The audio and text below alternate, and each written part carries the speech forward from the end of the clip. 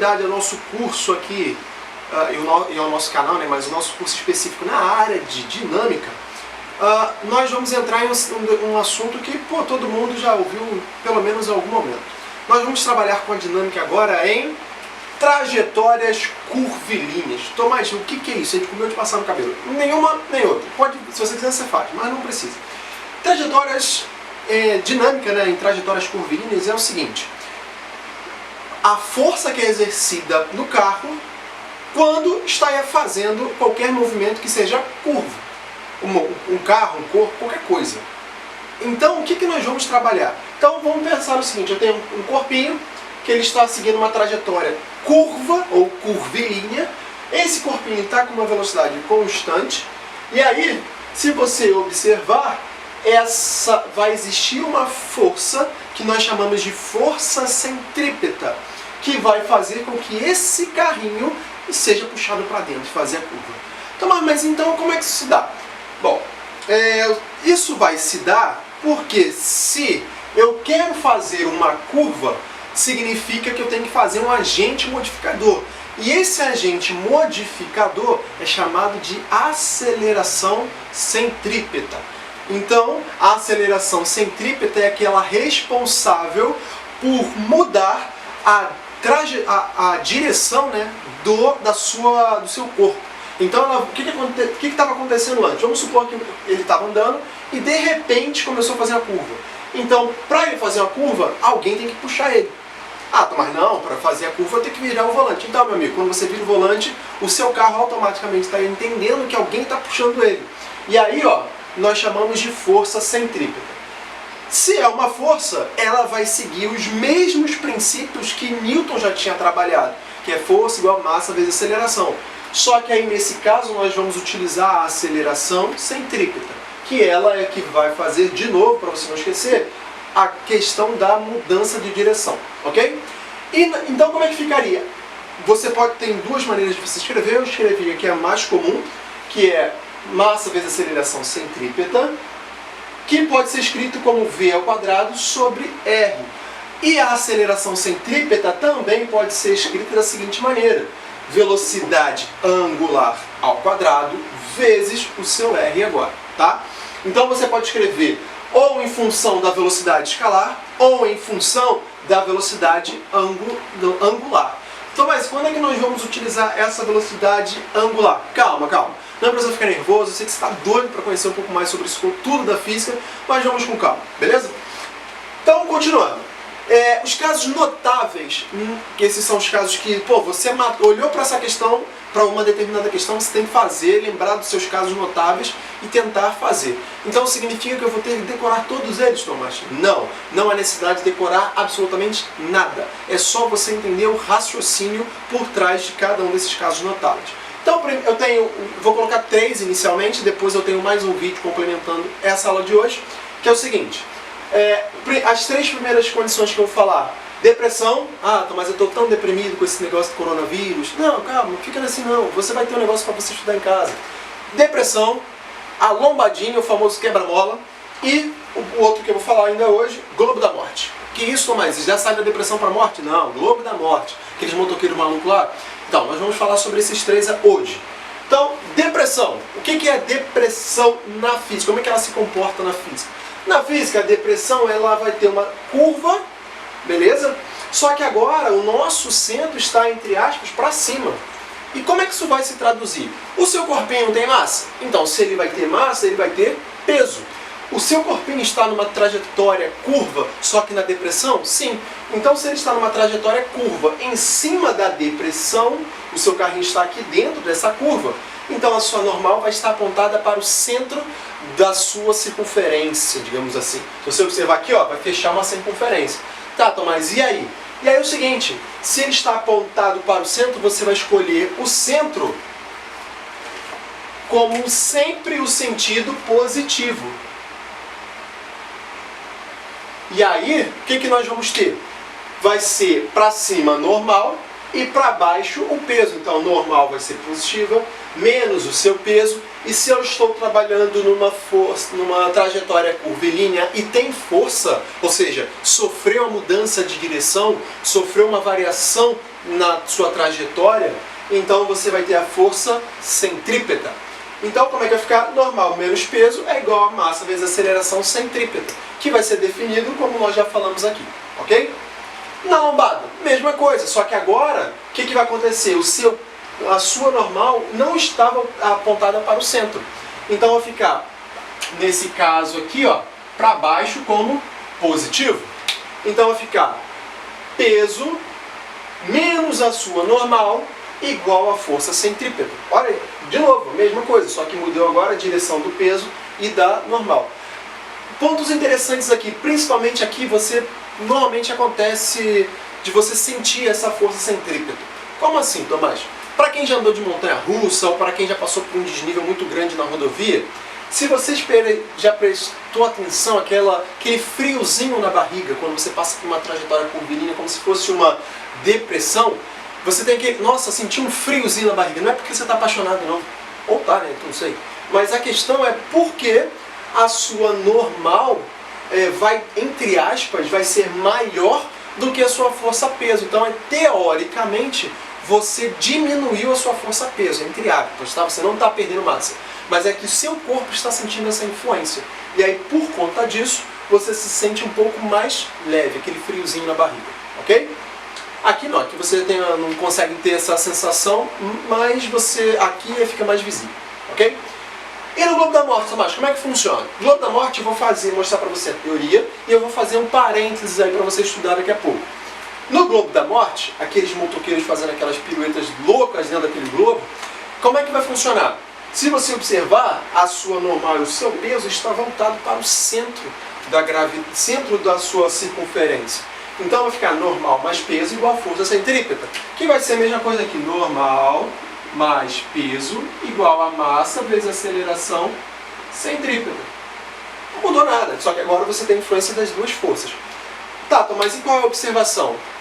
E se eu quiser descobrir qual é a velocidade mínima para que esse cara aqui consiga fazer uma trajetória? Para determinar a velocidade mínima, eu tenho que lembrar da seguinte maneira. A velocidade mínima significa que a velocidade limite para que esse motoqueiro aqui, ó, não seja jogado para dentro da superfície, ele não caia. Então como é que funcionaria tudo isso, Tomás? A gente vai considerar que a sua normal, ela é quase zero, ela é nula, vai ficar na iminência de cair. Então essa normal aqui vai ficar zero mais o peso, a massa, você não perdeu massa, então vai ficar massa vezes a gravidade igual a aceleração centrípeta. Estou trabalhando com velocidade escalar, então vai ficar V ao quadrado sobre R. Sobre R vezes a sua massinha. Massa vezes aceleração centrípeta. Se você observar aqui, ó, massa eu corto com massa, então vai ficar como? E esse raio vem para cá multiplicando. Então o que eu tenho? V ao quadrado igual a R, G. E aí, se eu quero a velocidade mínima, vai ser definido como V é raiz quadrada de RG.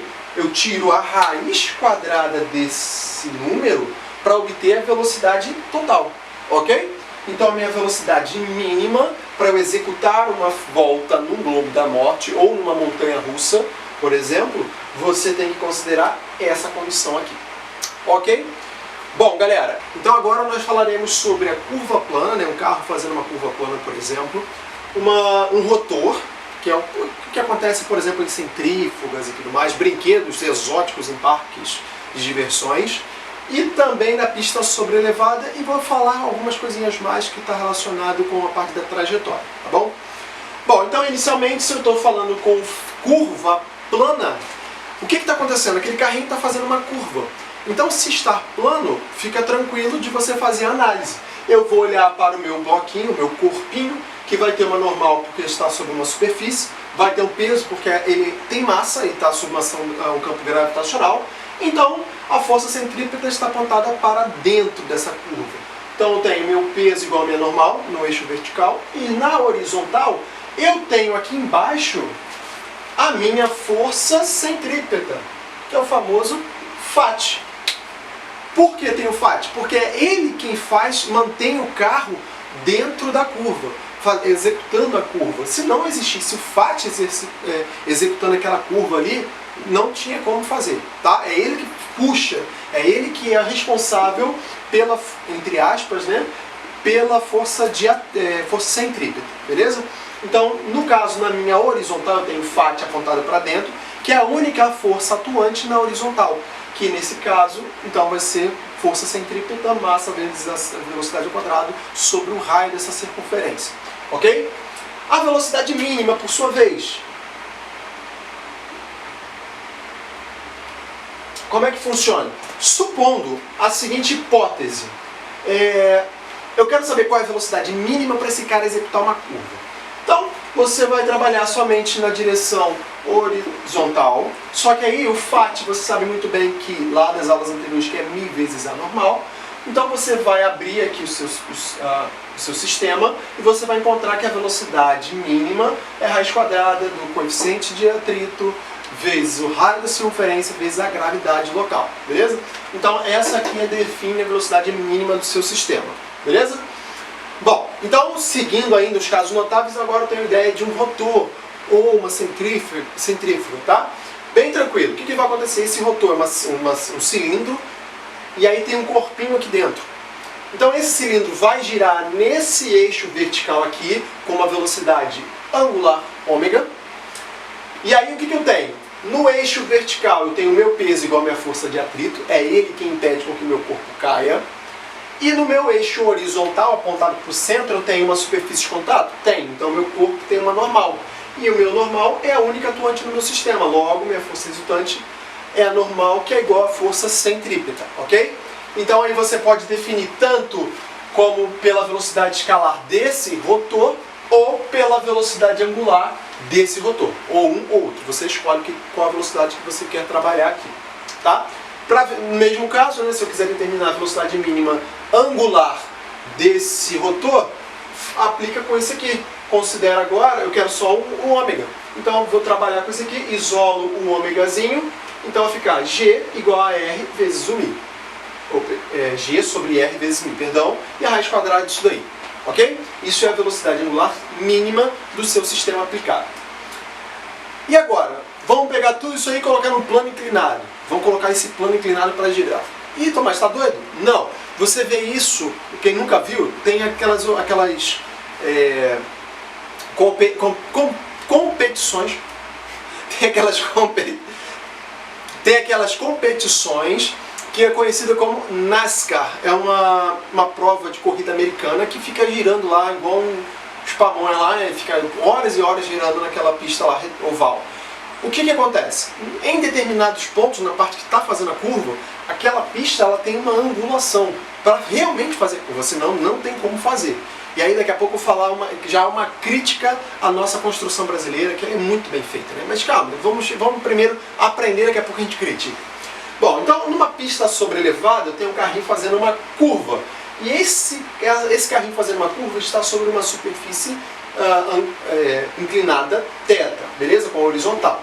Então eu tenho duas condições. O que agora eu vou fazer? Então, mas lá antigamente a gente abriu peso, fazer a decomposição em cima da força peso. E agora? Agora eu vou fazer em cima da força normal.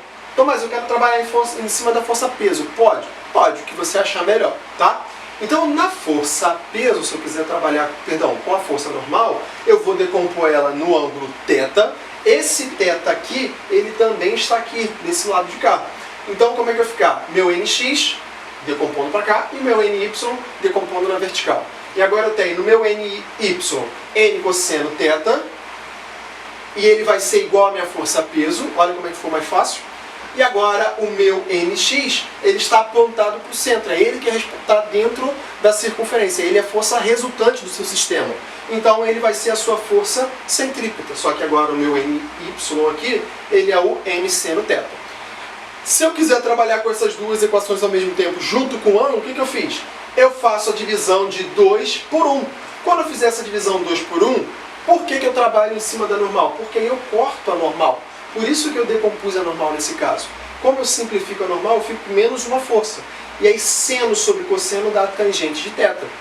Tangente de θ vai ser, aí quando você for abrir todo o seu sistema bonitinho aqui, você vai encontrar essa condição aqui, V ao quadrado sobre RG, ok?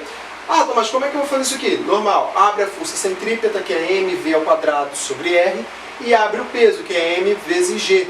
E aí você vai ver que massa vai cortar com massa, só sobrou isso aqui, ok? Então agora a sua pista elevada tem influência exclusivamente sobre o θ. Então, mas eu posso colocar um atrito aqui? Pode. Se você quiser eu colocar um atrito para atrapalhar a sua vida, você pode sim, tá bom? E agora, por fim, né? Agora eu tenho a força resultante inicial. Aqui eu vou chamar uma atenção. Ela não é uma teoria, mas ela é uma atenção que você tem que tomar cuidado em alguns pontos. Se eu estiver trabalhando com uma superfície e esse carrinho está fazendo uma curva, eu tenho que tomar cuidado com dois movimentos. Se eu estiver trabalhando com um corpinho que está trabalhando um movimento circular uniforme,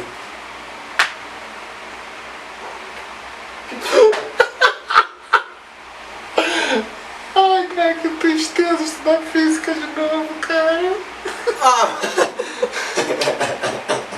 Bom, voltando para cá, o que vai acontecer? A força resultante, eu tenho duas condições, movimento circular uniforme e movimento circular uniforme variado.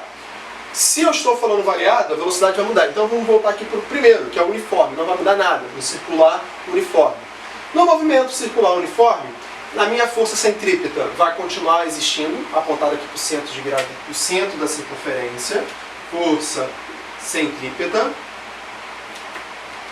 Só que agora eu também tenho uma força tangencial sobre essa circunferência. Meu editor é maluco. Maluco!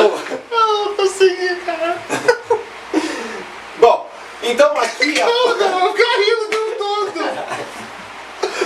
Tá me atrapalhando, cara. A culpa é minha? É. Sai da sala. Bom, então a minha força resultante inicial, dependendo da situação, se eu estiver trabalhando na superfície aqui, ora vai ser no MCU, ora vai ser no MCU-V. E aí o que vai acontecer? Minha força centrípeta atuada para o centro daqui da circunferência vai continuar existindo mesmo para o circular uniforme. Porque o circular uniforme eu estou olhando somente aqui na tangencial. E aí o que vai acontecer? A minha força tangencial vai ser nula.